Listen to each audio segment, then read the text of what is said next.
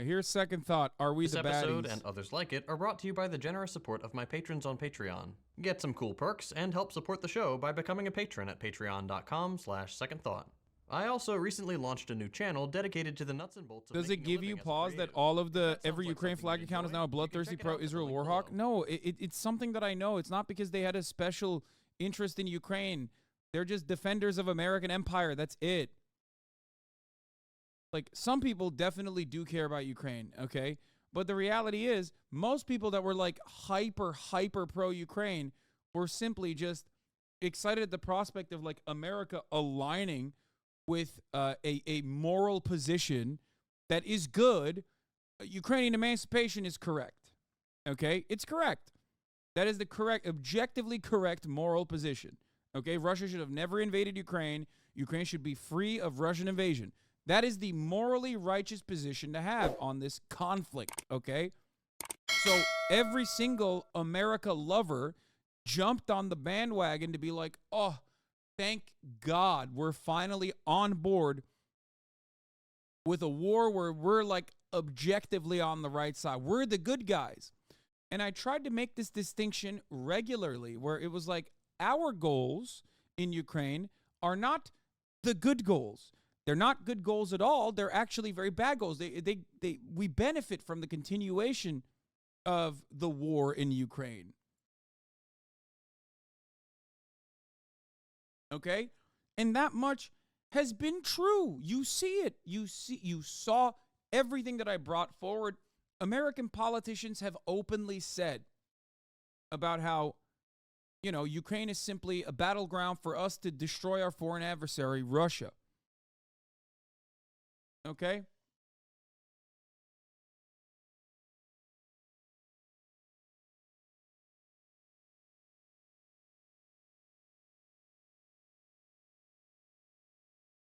That the conditions in Ukraine were going to worsen as the war continues, as the invasion continues, and that it was going to become significantly more reactionary.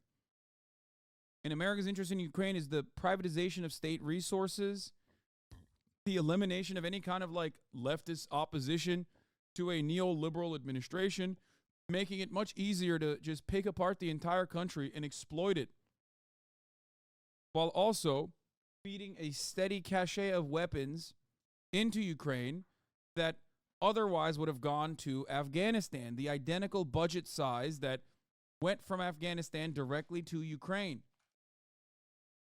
Every single thing that I've said has already happened, and every single thing that I said about the politician motivations was real. They openly admitted it.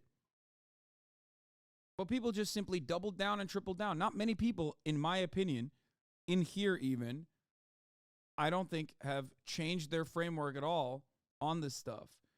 I think it was a battle line that was drawn. People said, Hasan, you're bad. You love Russia. You're saying things that benefit Russia, and I hate you. And you're a charlatan propagandist who just only has America bad in mind and never America good in mind. America good this time. I don't know if there's a single person in this chat still that remains in this community right now at this very moment that will openly state, like, honestly, I was one of those guys who thought, like, you know, you're out of your mind. And now I've come to the conclusion that maybe you weren't. Maybe you were correct. I think there's not a single person in here that feels that way. Why? Because they just left.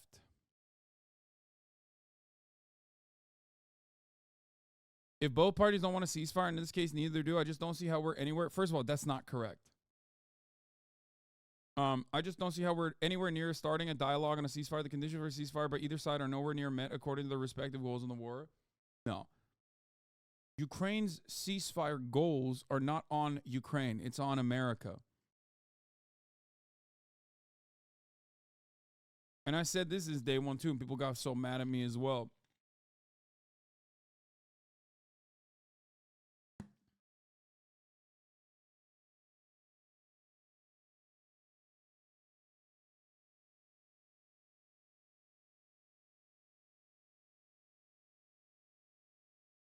Anyway.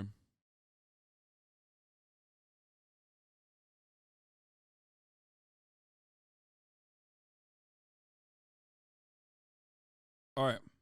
Let's continue. And I've been asked directly, would you do it again?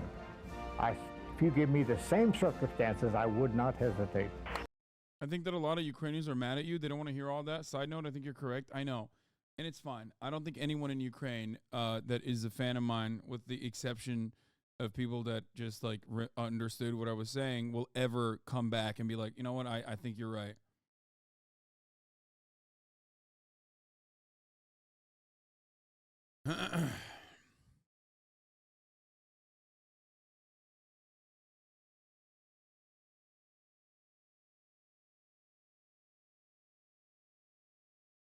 All right, let's watch this.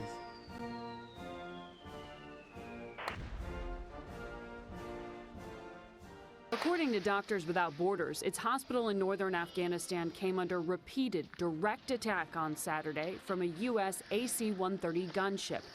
When a mistake occurs, the United States owns up to it, and we vow to get to the bottom of what exactly happened. No, we don't. Tried to meddle in other countries' elections? Oh, probably. That's why tomorrow I'm going to send to Congress, help us build a world that is safer, more peaceful, more prosperous for our children and grandchildren.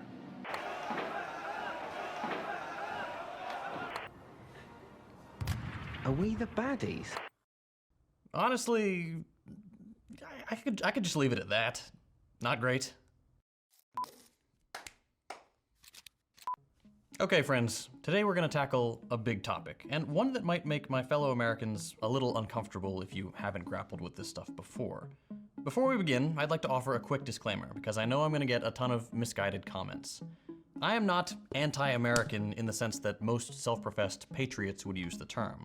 I love the land, I love my neighbors, and as a Texan, you better believe I love Whataburger. I am anti-American in the sense that I do not support the United States as a political project, a nation founded on genocide, theft, and slavery. That's it. All right, click away, brother. This commie's gay, okay? At first, I thought to myself, there's no bisexual lighting.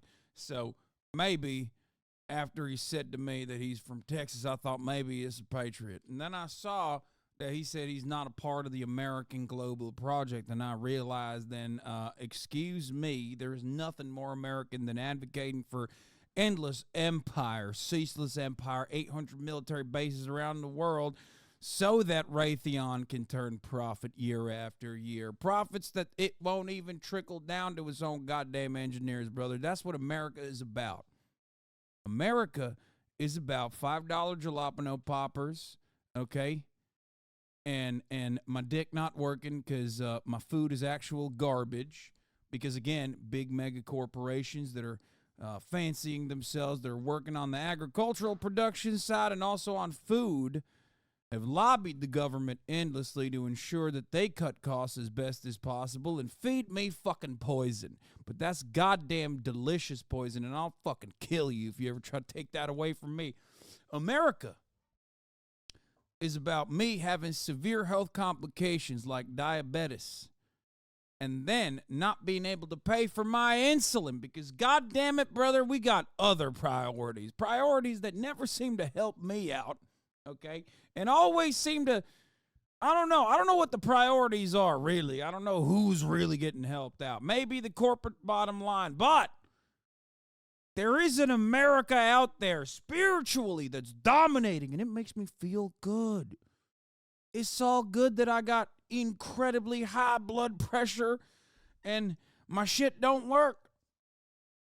And I can't go to a goddamn doctor because the last remaining rural hospital is a helicopter ride away. Turns out it wasn't profitable for there to be a hospital there, and guess what? That's goddamn all right because I'm fucking American. I'm proud to be a goddamn cuck. That's what being a patriot's all about, because I can have a gun. And I can purchase that gun at Walmart. And I can have my 10-year-old play with that gun at home because I don't need a lock and key. And when that 10-year-old learns the hard way what guns are really like, maybe he shoots his sister in the face, but guess what? Didn't like her that much anyway. Her vibes were fucked. Okay? And sure, I shot my dick off too one time, but that's all right. I don't need it anyway. The poison I've consumed has already destroyed my penis before I shot myself in the penis to begin with. So, didn't make much use of it regardless, but god damn it, that's what being an American is about. All right, let's get back to this gay comment now. Slavery has no right to exist, and certainly has no right to act as an occupying force all over the world, dictate trade agreements, fund proxy wars and death squads, foment coups, and generally act as a barrier to self-determination and genuine freedom. When people say things like, "you're not patriotic," I find it a little disingenuous, because what could be more patriotic than recognizing your country's flaws and working to build a better society? Anyway, this is a massive topic. There's no way I can even mention all the crimes the US has committed, so I'm gonna leave a bunch of resources in the description if you'd like to learn more. Originally, I was gonna keep this nice and organized and have a few categories with one major example each, but there were just too many to pick from, so let's just dive in and take a brief stroll through the history of the US empire. We'll start at the beginning, with the genocide of the Native Americans. When Europeans first laid eyes on what they called the New You mean the general lie, brother?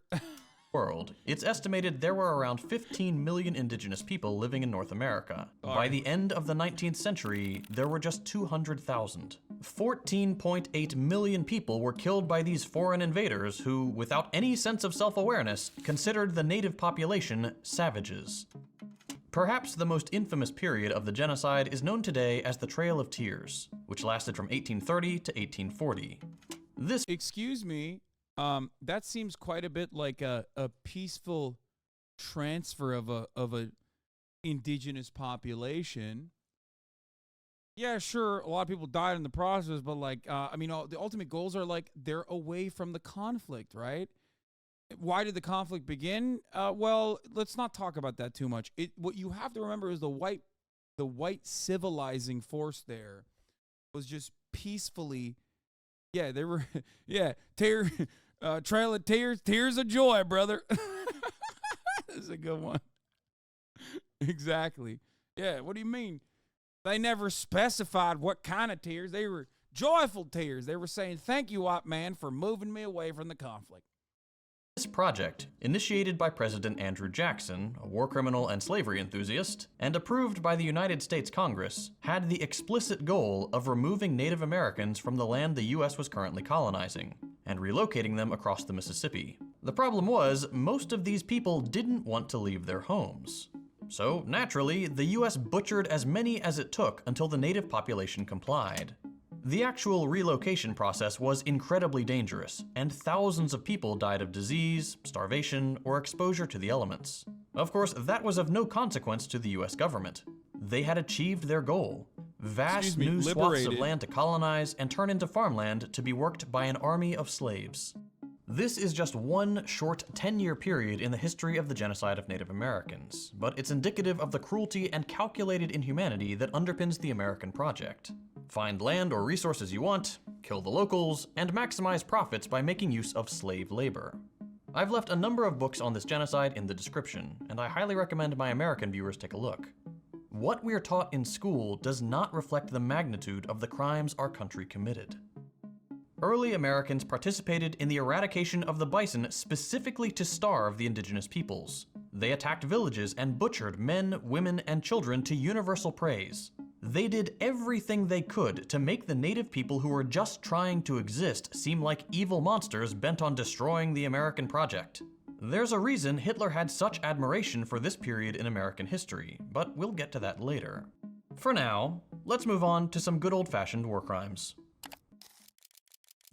The United States is an exceptionally warlike nation. In the 247 years since its inception, the US has been at war for all but 17 of them. The country sees itself as the world police, the shining city on a hill that has the moral responsibility to enforce our conception of society on everyone else. This country talks a big game about the importance. Okay, it's just like, I don't think he understands.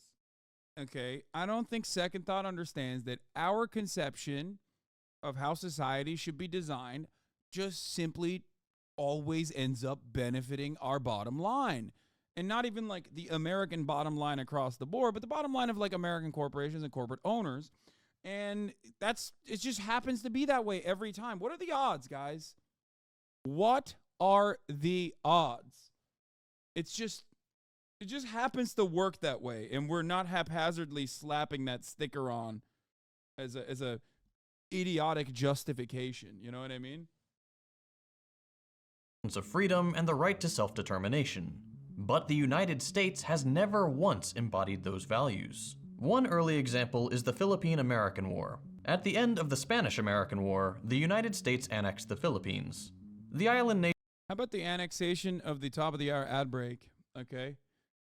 Nobody's talking about that. About how at the top of the hour, there's a 3-minute ad break, and if you no longer want to see those ads, all you need to do is subscribe for $5 or for free with a Twitch Prime. Okay? Time to take over the top of the hour ad break and make it yours. And you could do that by getting gifted a sub as well. If you're lucky, here's a 3-minute ad break now. Nation didn't want that and declared independence. The United States, a country halfway around the world, said too bad. By the US State Department's own admission, the resulting war killed some 20,000 Filipino combatants and over 200,000 civilians, with some estimates going as high as 1 million people. The US military was brutal, engaging in scorched earth tactics and forcing tens of thousands into concentration camps where thousands of civilians died in unspeakable conditions. Once again, all this because the US saw something it wanted and chose not to recognize the rights and desires of the people who lived there. Let's fast forward a little bit. Less than 50 years after the massacre in the Philippines, another island nation was ready to surrender to the Allied powers. At the very end of World War II, Japan was thoroughly beaten. But even though the Allies were just beginning to celebrate victory, the United States had already set its sights on a new geopolitical and economic rival. The Soviet Union had grown from a pre-industrial backwater to the second most powerful nation on Earth in less than 50 years, and the US didn't want them to get any ideas. So on the 6th and 9th of August 1945, the United States dropped nuclear bombs on the Japanese cities of Hiroshima and Nagasaki, vaporizing over 200,000 civilians. There are those who attempt to justify the bombing, saying that it saved countless lives by ending the war. But this is another dude, American arguments that justify American actions are so funny. It's always like, you don't understand, the firebombing was far worse. And it's like, dog, what do you mean? Okay, well, who was doing the firebombing? We were doing that too. You don't get it. It was a de-escalation. It was a de-escalatory bombing campaign, okay? It's always for an honest, earnest, good thing, okay? America doesn't simply just, show off its cool toys as a flex to its potential future foreign adversaries, right? Like, that would never happen. It is misguided at best and an outright lie at worst. Japan was ready to surrender. This is an established fact. But perhaps more damning than that is the fact that Hiroshima and Nagasaki were chosen not because they were military targets, but because they were population centers. And what better way to scare a geopolitical rival than to say, we're willing to kill this many civilians in an instant to get what we want? The United States remains the only nation on Earth to have used nuclear weapons against other human beings. And we did it twice, on civilians, on purpose. Continuing along the bloody path of US history, we get to the Cold War, a period of about 50 years where the US, desperate to maintain its newfound post-war dominance, really ramped up their imperialist tendencies. According to a report by the New York Times, the United States launched at least 81 overt or covert interventions between 1946 and 2000. Latin America was of particular interest, and saw regime change projects in Nicaragua, Honduras, Panama, Mexico, and the Dominican Republic. Then you had the 1953 CIA-backed coup in Iran, which deposed the left-leaning, democratically elected President Mossadegh and reinstalled the despotic Shah. Okay, but they also, not to toot my own horn here, but they also impacted the bottom line of British Petroleum. I don't know if you know this, but those were our oil refineries. And then Mossadegh was saying that those oil refineries should be nationalized and the profits should go back to the Iranian people. And guess what? That was an investment that we made, and America and England was willing to defend said investment of British Petroleum. Sorry, sucks to suck. You shouldn't have had a resource-rich nation if you wanted to not be exploited. I'm just saying. Of Iran. As we'll see shortly, the CIA becomes especially vital to US meddling in this period.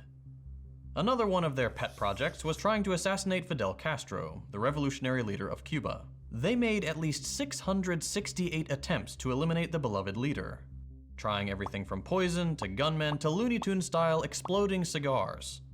Despite the CIA's best efforts, Castro lived a long, healthy life, finally passing away in 2016. For anyone And Western academics invented something called the resource curve. unfamiliar with the story of the Cuban Revolution and their efforts at resisting US imperialism, I highly recommend you check out Season 2 of Blowback. It's a fantastic podcast. Perhaps the most infamous US intervention of the era was the 1973 coup in Chile. In early September 1970, the people of Chile elected the democratic socialist Salvador Allende as president. Again, classic socialism doesn't work. It's just like, when will you liberals understand? Socialism doesn't work because it disturbs people in positions of power that are going to go and do everything they can if you even democratically elect a socialist. If you do a revolution, if you do a people's revolution, if you do a people's back revolution against a brutal dictatorship, well, guess what? We were working with those guys. Turns out we don't like that. We don't like when you do that. If you actually democratically elect someone into a position of power and they call themselves socialists, well, we don't like that too. We're going to do everything we can to actually make sure that you understand that socialism doesn't fucking work, okay? It doesn't fucking work. That's why we have to show everyone it doesn't work by doing everything we can. Allende was, by all accounts, a good man. I once got yelled at for saying Castro wasn't that bad. That's insane that you said it wasn't that bad. You should say Castro was good. He recognized what life was like for the masses, and enacted sweeping reforms to raise the standard of living for average Chileans. This included nationalizing some of their industry, particularly in mining. The United States and the late Henry Kissinger didn't like that. A few months before the election, he had said, quote, "I don't see why we need to stand idly by and watch a country go communist due to the irresponsibility of its own people." This was the empire's philosophy in a nutshell. The United States has the right to interfere wherever it wants to secure its interests. And that's just what they did in Chile. Not even a week after Allende was elected, Kissinger had concocted a plan with the CIA to destabilize and overthrow the Chilean government. On September 11th, 1973, the presidential palace was bombed, seized, and after delivering a brief speech full of hope for the future of Chile, Allende told Just saying, if they knew what was good for themselves, they wouldn't have done that, right? It's so irresponsible for them to vote for things like that. Took his own life rather than be captured. Here's what he said: "Workers of my country, I have faith in Chile and its destiny. Other men will overcome this dark and bitter moment when treason seeks to prevail. Go forward knowing that sooner rather than later, the great avenues will open again and free men will walk through them to construct a better society. Long live Chile, long live the people, long live the workers." The fascist general Augusto Pinochet, backed by the US government, assumed control of the country, imprisoning, torturing, disappearing, and murdering tens of thousands of Chileans. This reign of terror would go on for 17 years. But the outright violence was only part of the master plan. Shortly after the coup, Pinochet invited none other than Milton Friedman, along with a bunch of Chicago school lackeys, to devise a new economic agenda for the country. And so Chile became the guinea pig for laissez-faire, libertarian free market policy, leading inevitably to economic collapse in 1982. But sometimes, rigging elections and deposing democratically elected leaders just isn't enough. Sometimes, the US decides to secure its interest by fighting, funding, or otherwise enabling devastating proxy wars. As with the aforementioned interventions, the Cold War was the primary factor driving US involvement in places like Vietnam and Korea. We were desperate not to let communism be seen as a viable economic alternative to capitalism, and it was starting to catch on. So the US did what it does best: butcher civilians in the name of maintaining its dominance. US activity in Vietnam cost some 365,000 civilian lives. Massacres, the burning of entire villages, indiscriminate bombing, the use of napalm, white phosphorus, and millions of gallons of chemical weapons that to this day cause birth defects in Vietnam, Cambodia, and Laos. In Korea, what's often referred to as the Forgotten War here in the United States, the US killed between 2 and 3 million civilians. The North lost a full 20% of its population. So it shouldn't come as a surprise that Korea is the Iraq too, we haven't gotten there yet. Don't worry, he's moving there, slowly but surely. Forgotten War. It's not that we've forgotten, it's that our government doesn't like to remind us that they slaughtered millions of people just so capitalism wouldn't have to contend with an economic challenger. But again, in that situation, it's also a American invention. The 38th parallel is disrupted by the North Koreans. Again, another political designation that's just like totally cultivated to fit America's needs. So, you know. If you'd like to learn more about the Korean War, check out Blowback Season 4. And these are just two of the more well-known proxy conflicts during the Cold War. But there were many, many more, and they remain a favorite tool of the US empire to this day. The funniest parts about that is that, like, well, with the exception of, I guess, Korea, which many people don't even talk about, every single thing that he's mentioned, even like the prevailing liberal attitude now, because we are so far removed from it, is that it was actually bad. That's why I talked about this quite extensively when we were talking about Henry Kissinger, if you recall. Like, the liberal position is always like, yeah, everything we did in the past, sure, that was bad. Okay, I will give it to you. That wasn't good. But what we're doing right now, which is identical to everything that we did in the past, right now, that's good. We have to do that. Always. And if you go against that and go, hold on, maybe we should just dial it back a little bit and really assess, then your politics are just America bad. That's all it is. Your politics are only America bad. Have you considered that maybe America good? Have you considered that maybe like the people that we are bombing they hate gay people, or they have really horrible conditions. They have really horrible workplace safety violations. You know, they don't have good labor unions. And a whole bunch of stuff that I've also made up now because I can do that, because who's going to check? There's no coverage in the living conditions of the people on the ground. But we can't talk about war crimes and civilian liberals hate every war but this one, love every civil rights movement but this one. Casualties without talking about the Iraq War. Today, 20 years after the start of the so-called War on Terror, it's no longer controversial to say that the Iraq War was started based on a lie. This is a well-established fact. Anyone who tries to say otherwise is either in complete denial or is acting in bad faith. For the younger viewers in the audience, the United States made a big show of saying they had proof Iraq possessed weapons of mass destruction. They did not. And so, based on false testimonies that served the interests of empire, the United States invaded Iraq and occupied it for years. What was once a vibrant, thriving nation was obliterated in what were called shock and awe campaigns. The US military targeted communications, electricity, vital infrastructure such as roads, bridges. The Iraq War is the perfect example of like how ridiculous this is, because the guys who did it 100% were talking about how we must do it over and over again, okay? Dick Cheney and the like, for years before we actually invaded, for a multitude of different reasons, okay? And like still to this day, the defense of it at the time and still to this day from the reasonable foreign policy blob was that, well, you know, Saddam's actions against the Kurds in the country were unimaginable. They were really horrifying, and there's truth to that, for the record, right? Historically speaking, there was so much that Saddam had done. He's a bad guy. What are you, defending Saddam? And it's like, brother,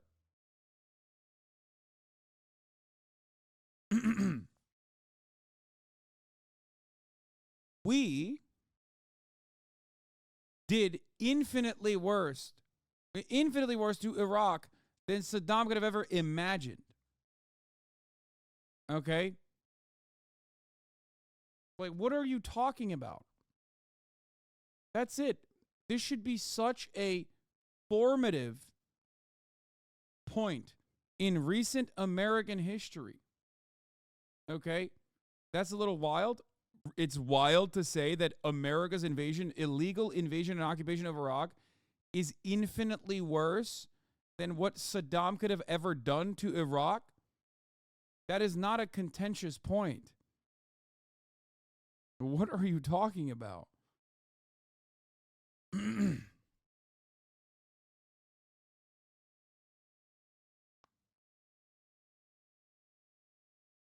This is the problem. Why were libs so anti-Iraq war at the time? Was it just Bush? I don't get it. Yes. There was still the remaining factions of like anti-war liberalism that were anti-Bush. And Barack Obama's administration absolutely destroyed that. Because Obama came in on an anti-Iraq war slant and then did the surge. And when you do that, and this is something I talk about all the time, liberals calcify the reactionary agenda. Liberals normalize the reactionary agenda. Okay? People yell when George W. Bush, a reactionary Republican, is engaging in war, and then a liberal comes in. Nobody was anti-war Iraq war at the time. It was like 90% support at the beginning. That is also, I mean, what you're describing is not dissimilar to the origins of the anti-Israel's genocide of Palestinians. Okay? I hope you understand that. There were still absolutely, and you're saying for the record I was anti-war at the time, there were still absolutely voices and protests all the time, all over. They were just not getting coverage. There was no consideration for it. Every single person that actually stood against the invasion of Iraq were considered anti-American, terror lovers, terrorist supporters. I mean, that's it. Yeah.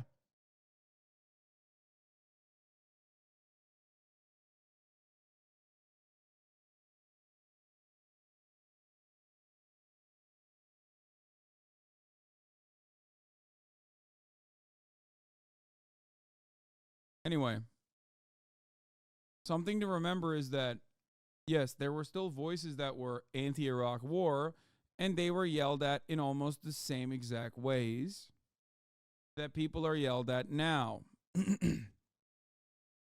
Okay? But one thing I will say, however, is that there absolutely was a faction of like diehard Democratic Party voters, right, that were unironically anti-war. Like there was a faction of liberalism that still was anti-war, right? And very quickly, the anti-Iraq war momentum grew, which, as you also are correctly pointing out here, because there was a faction of anti-war liberalism still.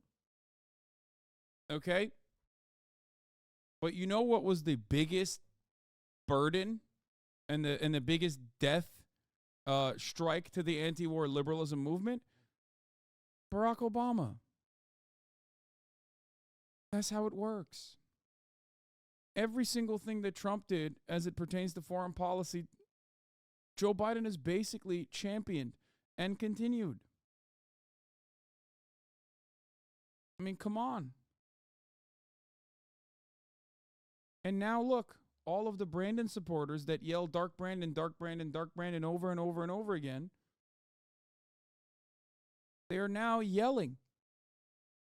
They're yelling against the positions that they held on to while Trump was president.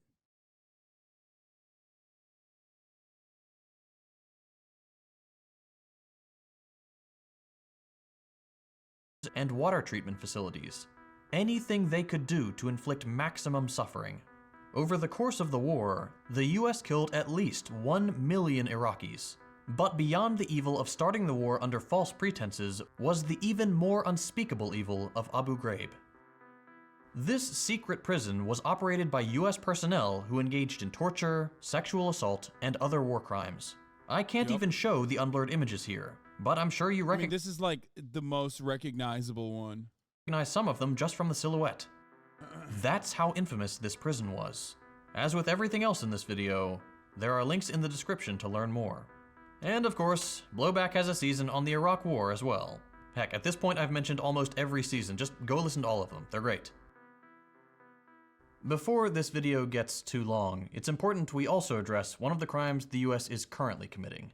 Over the last few months, the Israeli occupation has drastically ramped up its genocide of the Palestinian people, using a surprise attack by the Palestinian resistance as justification.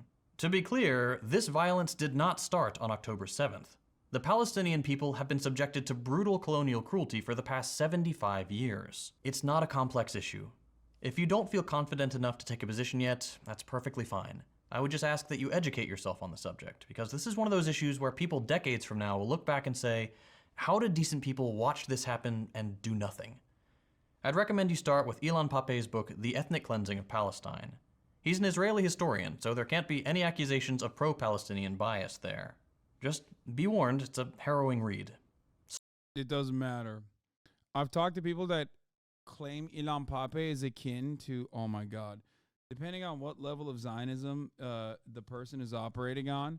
I've talked to people that compared Ilan Pappé to like, what's his face, to like a Clarence Thomas or the guy Clarence Thomas, it was, fuck, what's his name? God damn it. Sowell, Thomas Sowell. Thank you, Chatter. Like, oh, it's like asking a black person to read Thomas Sowell.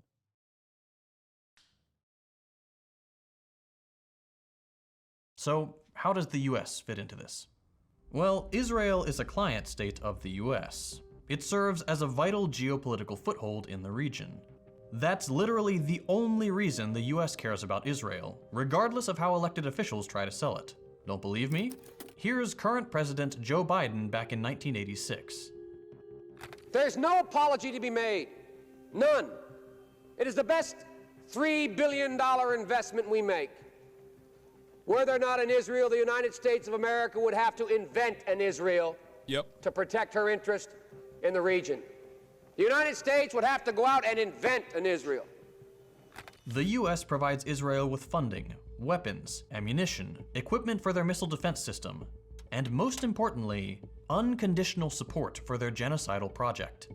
He's like, I mean, this is why I say, like, there is definitely a slight deviation from other administrations, even Democratic, like, definitely Democratic administrations, but the slight deviation in this circumstance is that, like, the Biden camp and the voices that Joe Biden is listening to on Israel are so nutty that it is harming America's soft power globally. I'm telling you, there is no moral reason to defend Israel. We all know that already. Israel is doing an ethnic cleansing campaign. Israel's an apartheid regime. There is no, it's immoral. It's reprehensible. It's indefensible. Fine. But it's also not even pragmatic if your goal is to reinforce American dominance. Or it's not even pragmatic if your goal is to get reelected.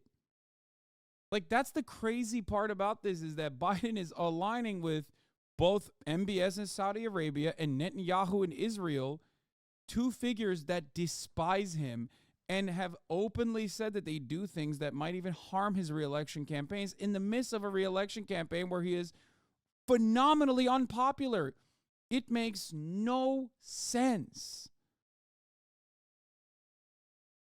That's crazy. And I think it's partially because his brain is so perma-stuck all the way back at a time when, like, Israel was the mighty heroes in the Middle East that, like, conquered all the Arab barbarians that try to take it down. You know what I mean? Like, is he compromised by Mossad? No, dude. No. Yeah, brother, he's compromised by Mossad in 1985. Like, get the hell out of here. No. Brandon is many things, okay? But do I think he's personally like a baby eater or whatever? Absolutely not. Like a Bill Clinton type is way closer to a baby eater than Joe Brandon. Joe Brandon is a die-in-the-wool liberal who believes it, okay? I think he is literally, he's always positioned himself as like the middle ground Democrat, but I think, genuinely believes in a lot of the things he says. Because let me tell you why, okay? Let me tell you why I think this way. First of all, he's always been a liberal Zionist, 100% through and through, okay?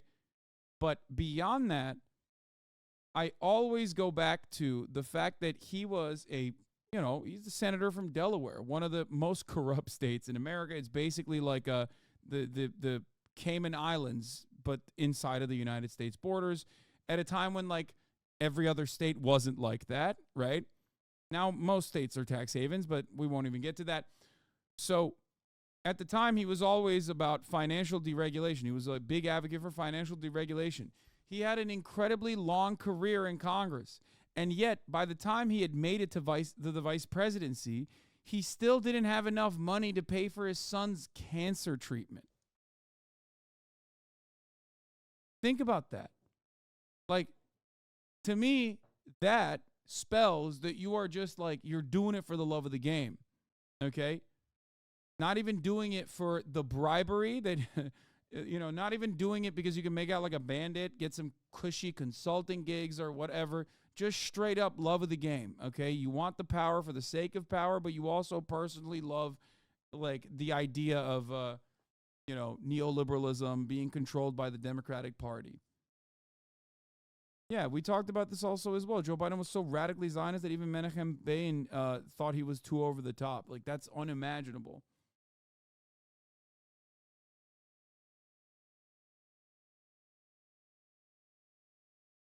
Wrong. That's love of the country, brother.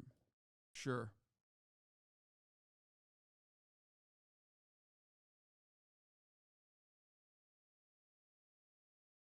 It is really interesting that,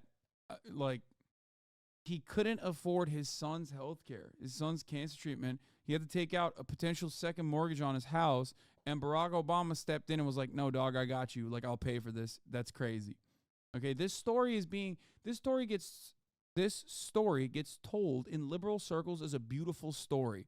When I hear it, it's like zapping my brain with cancer directly, because I'm like, how do you not see how insane this is that you have two people that had the opportunity to push for more comprehensive coverage and like didn't move it across the finish line for a multitude of different reasons, and Joe Biden himself personally years later ran against a popular candidate that was pushing for Medicare for all, an expansion on Medicare coverage.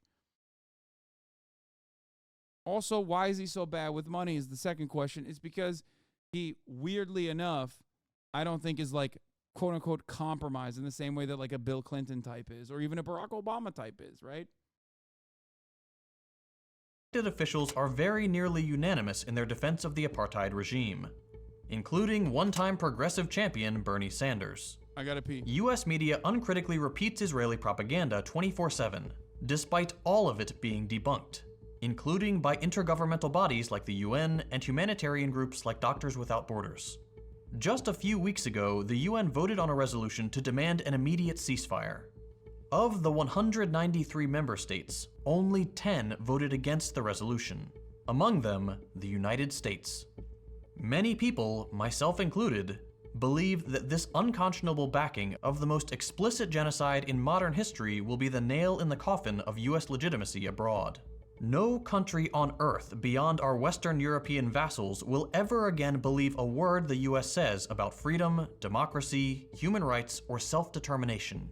The only difference between the United States and Israel is that the genocide of Native Americans was almost absolute, and Israel hasn't achieved that goal yet.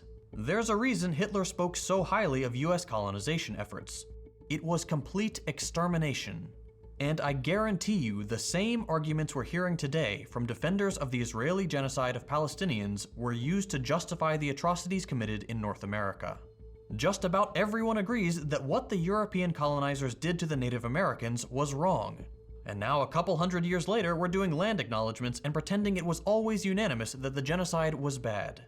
The same thing is happening with the genocide in Palestine. As with everything else, I've left a bunch of resources on this issue in the description. Yep.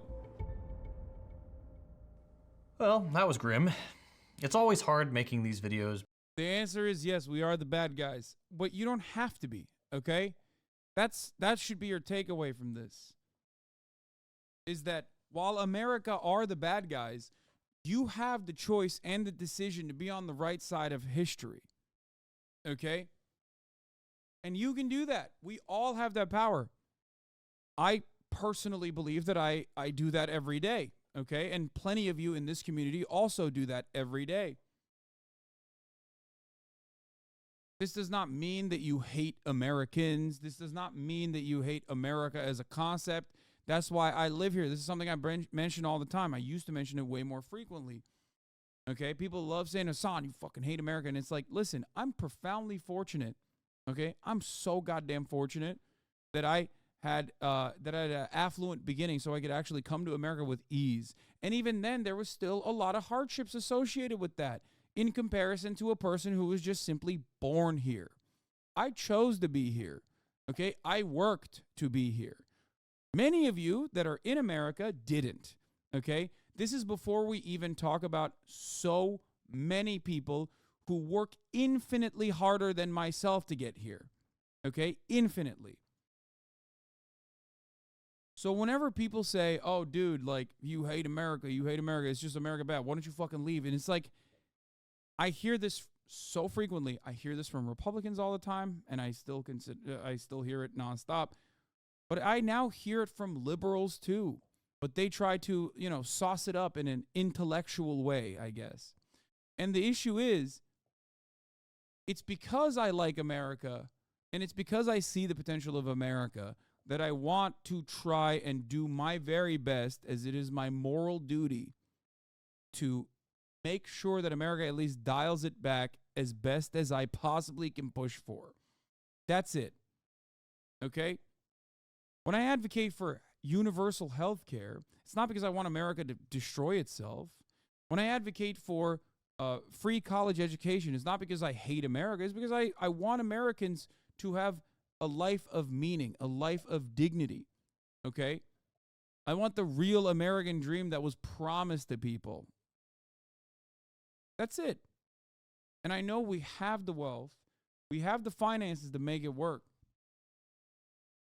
And it's very, very, very frustrating when people try to engage in team sports and then unironically end up identifying with the enemy team. If you consider Republicans and reactionaries to be the enemy team, then why are you identifying with their positions?